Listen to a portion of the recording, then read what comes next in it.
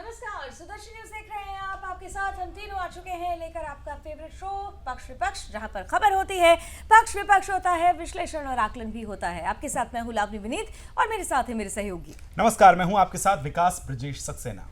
नमस्कार, मैं हूं आपके साथ दिव्या सिंह। चलिए पक्ष विपक्ष की शुरुआत करते हैं। पहली खबर पर नजर डालेंगे। खबर सूरत के लाल गेट्स इलाके से है, जहां गणेश उत्सव के दौरान रविवार देर शाम 6 युवकों ने पंडाल पर पथराव किया है। इसके विरोध में हजारों लोग सड़क पर आकर प्रोटेस्ट भी करने लगे। पथराव करने वाले सभी 6 लोगों को अगर देखें तो पुलिस ने गिरफ्तार किया। इसके अलावा पथराव की घटना का समर्थन करने वाले 27 अन्य लोगों को भी गिरफ्तार किया है। गिरफ्तार किए गए लोग विशेष मजहब से हैं। लोगों का प्रोटेस्ट देर रात तक हिंसक भी हुआ है। हिंदुओं और जिहादियों के बीच झड़प भी यहां देखने को मिली। गाड़ियों में तोड़फोड़ हुई और आग भी लगाई गई है। देर रात स्थिति काबू में करने के लिए पुलिस ने लाठीचार्ज किया। आंसू गैस के गोले भी दागे हैं। सूरत में करीब 1000 पुलिस जवान अब तैनात किए गए हैं ताकि पूरे मामले को कंट्रोल किया जा सके। आइए इस खबर का पक्ष क्या है, लावनी जी से जानते हैं।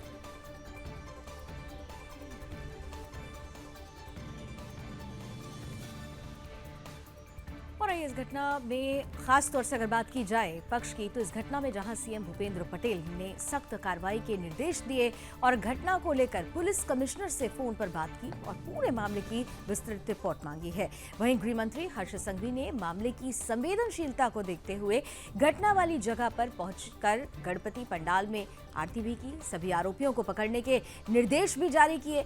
सुबह ही गृह मंत्री ने एक्स पर जानकारी देते हुए कहा कि सूर्योदय होने से पहले ही सभी आरोपियों को पकड़ लिया गया और पुलिस ने रात भर काम किया, सभी को गिरफ्तार कर लिया है। इस खबर का विपक्ष आइए जानते हैं दिव्या से।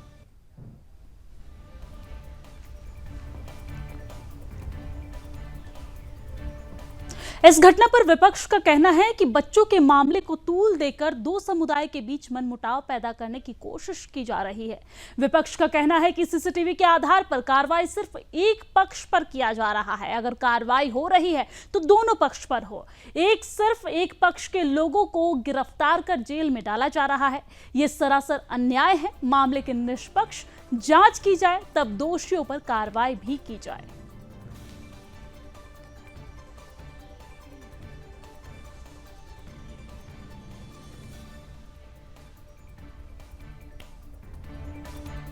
तो हालांकि इस मामले में पुलिस ने कई लोगों को हिरासत में लिया और पूछताछ भी की जा रही है और इन तमाम साजिशों को भी नाकाम करने में पुलिस लगी है कि आखिर कौन ऐसे लोग हैं जो सामाजिक सौहार्द को बिगाड़ने की कोशिश कर रहे हैं। चलिए आगे बढ़ेंगे, दूसरी खबर पर नजर डालते हैं। शनिवार रात को कानपुर से भिवानी जा रही कालिंदी एक्सप्रेस एक बड़े हादसे का शिकार होते होते बची है। आपको ये बताएं कि अनवरगंज और कासगंज रूट पर ट्रैक पर भरा हुआ सिलेंडर रख जाने से ट्रेन को पटरी से उतारने की साजिश की गई है। बलराजपुर और बिल्होर के बीच ट्रेन की रफ्तार 100 किलोमीटर प्रति घंटा थी। जब ट्रेन एक सिलेंडर से टकराई है, इस टक्कर की आवाज बहुत ज्यादा तेज थी, जिसके बाद लोको पायलट ने तुरंत इमरजेंसी ब्रेक लगाकर ट्रेन को रोक लिया है। घटनास्थल पर रेलवे और आरपीएफ के अधिकारियों ने जांच की। वहां सिलेंडर के अलावा कांच की बोतल, माचिस और एक संदिग्ध झोला भी मिला है। झोले में बारूद जैसी सामग्री मिली है और ये भी आपको बताएं कि बोतल में संदिग्ध तरल पदार्थ यानी कि बम जैसी उसको बनाने की, उसकी आकार जो है उस तरह से देने की कोशिश की गई है। वहीं एटीएस और एसटीएफ ने रात में घटनास्थल पर पहुंचकर जांच शुरू की है।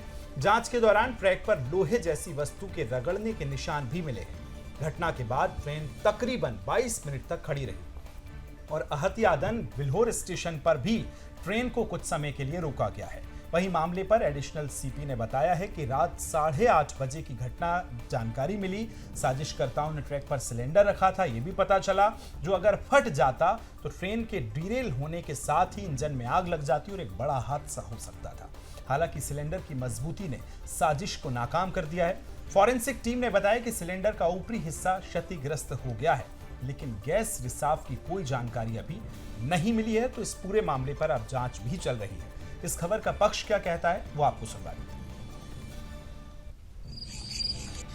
ये रेलवे के अथॉरिटीज़ के द्वारा 8:30 बजे के आसपास जो है वो सूचित किया गया कि एक ट्रेन जो प्रयागराज से भिवानी की तरफ जाती है और इस रूट से जो है वो गुजर रही थी। तभी ड्राइवर को जो है वो ट्रैक पे एक सिलेंडर दिखा और उसने इमरजेंसी ब्रेक लगाया, उससे संभवतः टकरा करके सिलेंडर जो है वो साइड में गिर गया और इसके बाद जो है वो ट्रेन काफ़ी देर तक रुकी रही। फिर आरपीएफ के लोग आए, उन्होंने जो है अपना मौका मुआयना किया और लोकल पुलिस को सूचित किया। सभी सीनियर ऑफिसर्स फॉरेंसिक की टीम यहाँ पे मौजूद है। हम लोग जो है वो घटनास्थल को जरा समझ रहे हैं, बारीकी से देख रहे हैं। एक सिलेंडर डैमेज पोजीशन में मिला है और कुछ और मटेरियल भी, ऑब्जेक्टेबल मटेरियल मिला है। सभी की जो है समीक्षा की जा रही है और इसमें जो है वो रेलवे अथॉरिटीज़ ने जो हमें कम्युनिकेट किया उसके आधार पे हम लोग। और आइए इस खबर की पक्ष की तरफ चलते हैं। देश में इस मुद्दे को लेकर राजनीति शुरू हो चुकी है। बीजेपी ने इस मामले में कांग्रेस पर सीधा प्रहार किया है। केंद्रीय मंत्री गिरिराज सिंह ने कहा कि इस साजिश के पीछे कांग्रेस टूल किट है। इसके अलावा गिरिराज सिंह ने कहा कि ये गोधरा कांड को दोहराने की साजिश है, ये संयोग नहीं प्रयोग है। बीजेपी नेता ने कहा कि ये रेलवे की चूक नहीं, ये दरअसल जिहादी साजिश है। जब इधर कई बार रेल डिरेल्ड होने की बात आई, मैंने साबरमती एक्सप्रेस ट्रेन के समय भी कहा था, ये संजोग नहीं है, ये संजोग नहीं है, ये एक प्रयोग है। ये प्रयोग है रेल जिहाद के ऊपर, क्योंकि इस बार जो कालिंदी एक्सप्रेस, इसमें तो रेल के ड्राइवर को धन्यवाद देना चाहिए, उसने हादसा होने से बचा लिया। नहीं तो सिलेंडर रखा, बगल में बारूद रखा, बगल में पेट्रोल रखा, माचिस रखा। ये रेल जिहाद है, टूल किट है। मैं आरोप लगाता हूं इस टूल किट का मास्टरमाइंड कांग्रेस समर्थक ही कांग्रेस ही है, क्योंकि इतने समय हो गया न अभी तक कांग्रेस की जुबान खुली है राहुल गांधी की। भारत के विरोध में तो खुल जाता, लेकिन इस टूल। तो चलिए इस खबर का विपक्ष जान लेते हैं। रेलवे की पटरियों पर इस तरह की साजिश ये पहली घटना नहीं है। पिछले कुछ महीने में देश के अलग अलग हिस्सों में पटरियों से ट्रेन के उतरने की घटनाएं सामने आती रहती है। इन घटनाओं में रेल परिचालक को बाधित करने के इरादे से पटरी पर जानबूझकर भारी वस्तु को रखा जाता है। पिछले महीने कर्णावती जाने वाली साबरमती एक्सप्रेस ट्रेन के 20 डिब्बे 17 अगस्त को झांसी रेल मंडल के कानपुर और भीमसेन जंक्शन के बीच पटरी से उतर गए थे। ये दुर्घटना भी कथित तौर पर कुछ असामाजिक तत्वों की तरफ से की गई थी। ऐसे में साजिश के पीछे किसी जिहादी मानसिकता के होने से नकारा नहीं जा सकता है। इसके अलावा पिछले महीने ही राजस्थान के पाली जिले में अज्ञात बदमाशों ने ट्रेन की पटरी पर सीमेंट का ब्लॉक रख दिया था। और आपको ये जानकारी दे दें कि ऐसे में कर्णावती जोधपुर वंदे भारत ट्रेन से इससे टकरा गई थी ये ट्रेन। हालांकि इस हादसे में कोई नुकसान नहीं हुआ था। इस घटना के संबंध में अज्ञात व्यक्ति के खिलाफ मामला दर्ज किया गया। इसी तरीके से जुलाई में झारखंड के सरायकेला खरसावा जिले में मुंबई हावड़ा मेल के 18 डिब्बे पटरी से उतर गए थे। हादसे में 2 लोगों की मौत हो गई थी और 20 लोग घायल भी हो गए थे। वही जानकारी के लिए आपको ये बता दें कि पिछले महीने एक पाकिस्तानी आतंकी का वीडियो भी सामने आया था। भारत की मोस्ट वांटेड सूची में शामिल पाकिस्तान स्थित आतंकवादी फरहतुल्लाह घोरी ने एक टेलीग्राम वीडियो जारी किया था और उस वीडियो में उसने अपने अनुयायियों से दिल्ली और मुंबई में रेलगाड़ियों को पटरी से उतारने की बात कही थी। उसने हमारे देश के बुनियादी ढांचे और हिंदू नेताओं पर हमला का भी आह्वान किया था। अधिकारी उसके संदेश से जुड़ी हाल की घटनाओं की जांच कर रहे हैं। आपको ये बता दें कि घोरी का विभिन्न आतंकवादी गतिविधियों को अंजाम देने का इतिहास भी रहा है। पाकिस्तान स्थित आतंकवादी ने दिल्ली, मुंबई और अन्य शहरों में बड़े पैमाने पर रेलगाड़ियां पटरी से उतारने की धमकी दी है। ऐसे में इस घटनाओं के पीछे पाकिस्तानी साजिश से इनकार नहीं किया जा सकता है।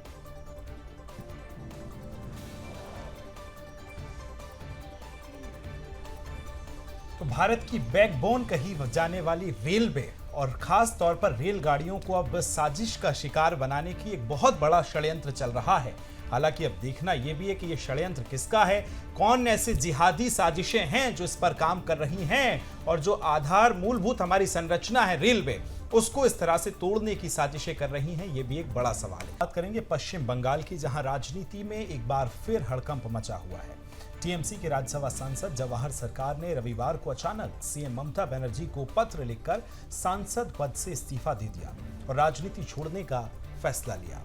जवाहर का ये कदम पश्चिम बंगाल की मौजूदा राजनीतिक स्थितियों और ममता बनर्जी की सरकार पर गंभीर सवाल उठाता है। जवाहर ने अपने इस्तीफे के पीछे पश्चिम बंगाल में हाल ही में कोलकाता के आरजीकर मेडिकल कॉलेज में एक ट्रेनी डॉक्टर के साथ हुए रेप और हत्या के मामले को जिम्मेदार ठहराया है। उन्होंने कहा कि सरकार के खिलाफ ऐसा गुस्सा और अविश्वास पहले कभी नहीं देखा गया। ये बयान ममता बनर्जी की सरकार पर सीधे हमला करता है, जो इस घिनौने अपराध को रोकने के लिए नाकाम रही है। जवाहर ने ममता बनर्जी पर आरोप लगाते हुए कहा कि राज्य सरकार भ्रष्टाचार और राजनीतिक बल प्रयोग की राजनीति और रणनीति के तहत बिल्कुल चिंतित नहीं है, क्योंकि ऐसी तस्वीरें भी निकली हैं पिछले कई दिनों में हमने देखी। उन्होंने ममता सरकार को भ्रष्टाचार और असंवेदनशीलता के मामले में कड़ी आलोचना भी की है। उनका कहना था कि राज्य सरकार का ध्यान सिर्फ अपने ही पार्टी के हितों पर केंद्रित है, न कि आम लोगों की सुरक्षा और न्याय पे। आइए इस खबर का पक्ष क्या कहता है, लावनी जी से जानते हैं।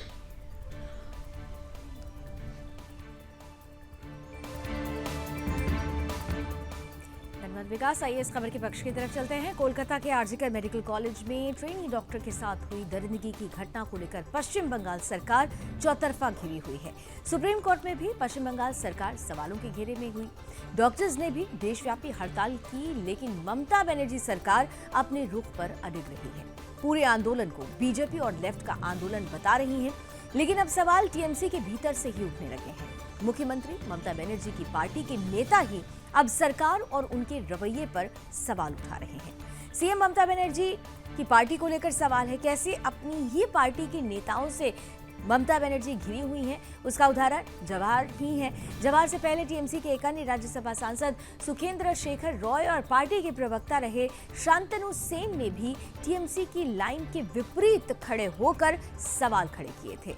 टीएमसी सांसद सुखेंद्र शेखर रॉय ने डॉक्टर्स की हड़ताल के छठे दिन इसके समर्थन का उन्होंने घोषणा कर दी थी, इसके समर्थन की, और कहा था कि मेरी भी एक बेटी है और छोटी पोती है। महिलाओं के खिलाफ जो क्रूरता हो रही है, बहुत हो चुका, हमें इस मौके पर उठ खड़ा होना चाहिए। उन्होंने सवालिया अंदाज में कहा था कि दरिंदों को बचाने की कोशिश क्यों की जा रही है। आरजीकर मेडिकल कॉलेज के पूर्व प्रिंसिपल संदीप घोष की गिरफ्तारी के बाद सुखेंदु ने भी सोशल मीडिया प्लेटफॉर्म एक्स पर पोस्ट करके कहा था कि मिडिल स्टंप गिर गया। टीएमसी के प्रवक्ता रहे शांतनु सेन ने आरजीकर मेडिकल कॉलेज की घटना के बाद कहा था कि असमंजस में है कि अपनी बेटी को आरजीकर में नाइट ड्यूटी पर भेजें या नहीं भेजें। एक पूर्व आरजीकर हूं, मेरी बेटी वहीं पढ़ती है और पिछले कुछ वर्षों में आरजीकर की चिकित्सा शिक्षा के स्तर में भी गिरावट आई है। इस बयान के बाद से ही टीएमसी ने शांतनु सेन को पार्टी के प्रवक्ता पद से हटाया था। कोलकाता नगर निगम की स्वास्थ्य सलाहकार पद से भी उनकी छुट्टी कर दी गई थी। अब इस खबर का विपक्ष क्या कहता है, आइए जान लेते हैं मेरी सहयोगी दिव्या से।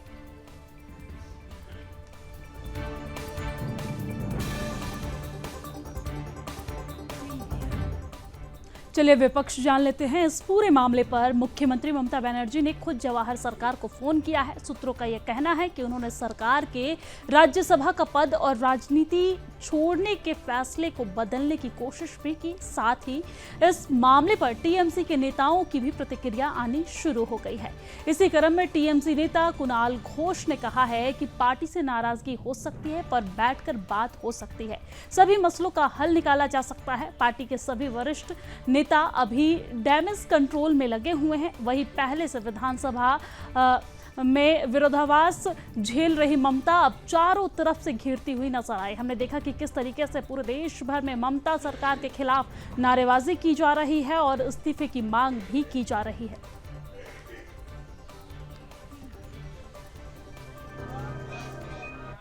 जवाहर सरकार जी एक स्टैंड लिया है, एक खत लिखा है।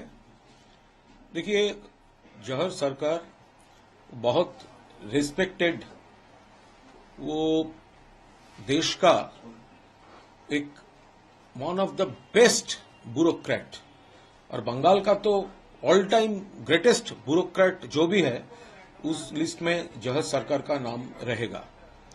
तो ये उनका पर्सनल स्टैंड है, पर्सनल डिसीजन है, पर्सनल लेटर है।